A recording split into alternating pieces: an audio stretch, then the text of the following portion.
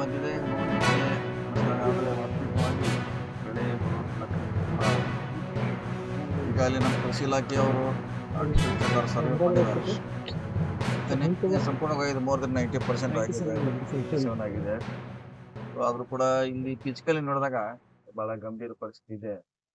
ನೋಡೋಣ, ಇನ್ನೊಂದು 10 ದಿವಸ ಒಳಗಡೆ ಮಳೆ ಆಗಿದ್ರೆ ಒಂದು ಹಂತದಲ್ಲಿ ಅವರು ಸರ್ವೆ ಮಾಡಿದ್ದಾರೆ. ಇನ್ನೊಂದು ಹಂತ ಮತ್ತೆ ಮಾಡಬೇಕಾಗುತ್ತೆ. ಬಹಳಷ್ಟು ಡ್ಯಾಮೇಜ್ ಆಗುವಂತ ಲಕ್ಷಣಗಳು ಕಾಣ್ತಿದೆ. ಇದೆಲ್ಲ ವರದಿ ಮಾಡ್ತೀವಿ ಸರ್ಕಾರಕ್ಕೆ. ಹೆಸರುಕಾಳು ಹಾಗೂ ಉದ್ದು ಏನಿದೆ, ಎರಡು ಕ್ರಾಪ್ಸ್ ಬಹಳ ಇಲ್ಲಿ ಸ್ಟ್ರೆಸ್ ಆಗಿದೆ ಅಂತ ಹೇಳಿ ಸೌಂದತ್ತಿ, ಯರಗಟ್ಟಿ ಹಾಗೂ ರಾಮದುರ್ಗದಲ್ಲಿ ನಾವು ಮಿಡ್ ಸೀಸನ್ ಅಡ್ವರ್ಸಿಟಿ ಡಿಕ್ಲೇರ್ ಮಾಡಿದ್ವಿ. ಅಂದ್ರೆ ಈಗ ತಕ್ಷಣ ರೈತರಿಗೆ ಪರಿಹಾರ ಸಿಗೋ ರೀತಿ ನಾವು limited crop based drought declare ಮಾಡಿದ್ವಿ. ಅಷ್ಟು ಎಲ್ಲ ನುಕ್ಸಾನ್ ಆಗೈತ್ರಿ.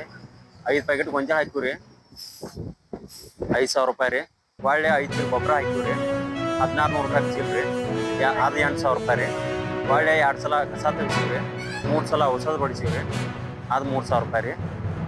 ಒಳ್ಳೆ ಎಡಿ ಹೊಡೆದಿವ್ರಿ, ಭಾಳ ಬಾಡಿಗೆ ಐತ್ರಿ. ಒಟ್ಟ ಏನೂ ಇಲ್ಲ ಜನಗಳು ಮೇವು ಸಹಿತಿಲ್ರಿ ಸರ್.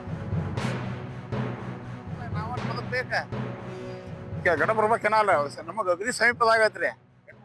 ಒಂದು 3 ಕಿಲೋಮೀಟರ್ ನೀರು ಹರಿತೈತ್ರಿ. ನೀರು ಹರಿತೈತಿ. ನಮ್ಮ ಒಟ್ಟ ಇಳಕಲ್ ಕಾಯ್ಸಾರು ನಮಗೆ ಲಿಫ್ಟ್ ಮಾಡೋದು ಒಟ್ಟ ಪಣಾಕ ಬರೋದು ನಮ್ಮ ನೀರು ಐತಿರಿ. ಮತ್ತು ಬಟ್ಟ್ಯಾಗ ಕೆನಾಲ್ ಇದ್ರು ನಮಗೆ ನೀರು ಬಂದು ನಿಲ್ಲಕ್ಕಿಲ್ರಿ. ಕುಡಿಯಾಕ ನೀರು ಇರ್ಲಿಕ್ಕಿಲ್ಲ, ಮತ್ತು ಭೂಮಿಗೂ ನಿಲ್ಲಕ್ಕಿಲ್ಲ. ಅದು ಲಿಫ್ಟ್ ಇರಿಗೇಷನ್ ಮಾಡಿಕೊಟ್ರೆ ನಮಗೆ ನಾವು ಬದುಕ್ತೀವಿ.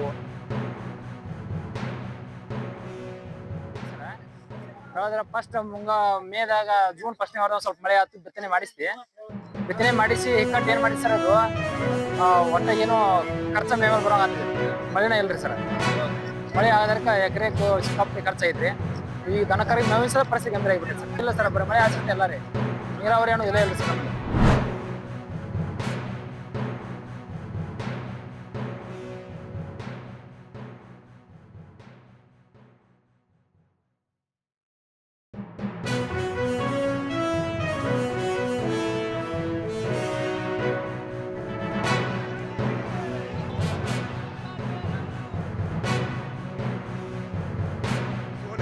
ಒಂದು ದೊಡ್ಡ ತಪ್ಪು ಮುಚ್ಕೊಳಕ ಇದೊಂದು ಸುಳ್ಳು ಹರಿಬಿಡ್ತಾರ.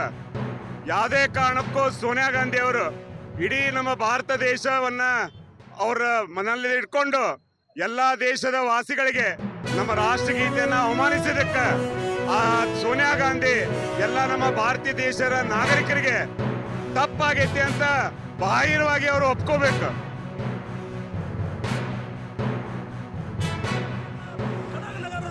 ಗಾಂಧಿ ವೃತ್ತದಲ್ಲಿ ರಸ್ತೆಯನ್ನ ತಡೆದು ಉಗ್ರವಾದ ಪ್ರತಿಭಟನೆಯನ್ನ ಇವತ್ತು ಯುವ ಮೋರ್ಚಾ ಕೈಗೊಳ್ಳಿತ್ತು. ಈ ಯುವ ಮೋರ್ಚಾ ಇವತ್ತಿನ ಪ್ರತಿಭಟನೆ ಅತ್ಯಂತ ಶಾಂತಿಯುತವಾಗಿದೆ